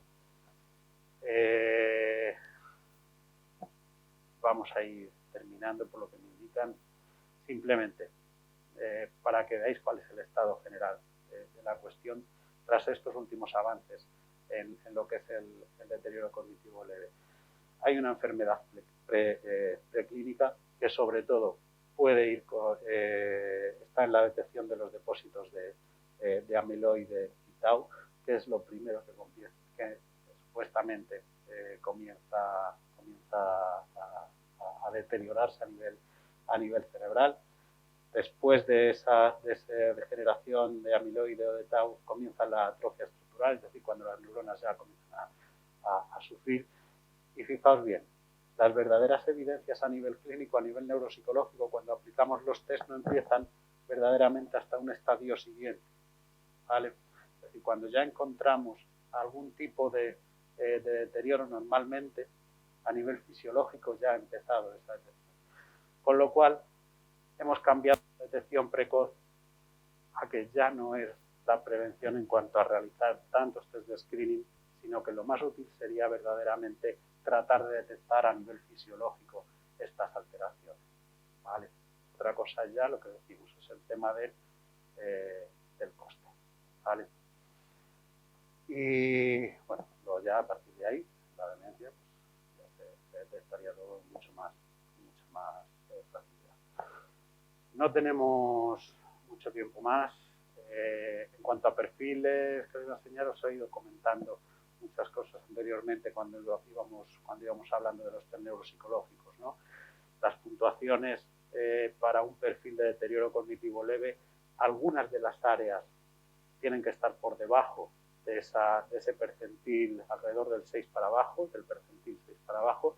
Si algunas de esas áreas a nivel neuropsicológico tocan esos percentiles, podemos hablar de un deterioro cognitivo leve, pero claro, ahora ya tenemos que tener en cuenta que si hay cuestiones fisiológicas, cuestiones médicas o incluso algún tipo de biomarcador, probablemente no estemos hablando ya de un deterioro cognitivo leve, sino probablemente de ese Alzheimer incipiente directamente, que sabemos que con el tiempo, porque ya ha aparecido la causa fisiológica, va a evolucionar. ¿Cuánto tiempo? Pues no sabemos si van a ser 5, 8, 10 o 15 años, pero sabemos que va a evolucionar porque la causa fisiológica está presente. Otra cosa es la afectación a nivel de actividades de la vida diaria.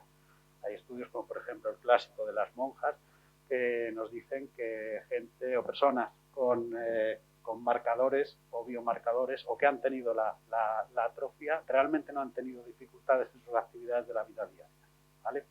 Pero poco más. Me he quedado con muchas ganas de deciros muchas más cosas, pero no tenemos mucho tiempo más. Espero que haya sido entretenido. Para mí ha sido un placer y se me ha pasado volando. Y bueno, en cualquier caso, pues tenéis mi contacto. Si tenéis alguna pregunta concreta o necesitáis alguna información que os pueda dar o cualquier comentario que me queráis hacer, estoy a vuestra disposición.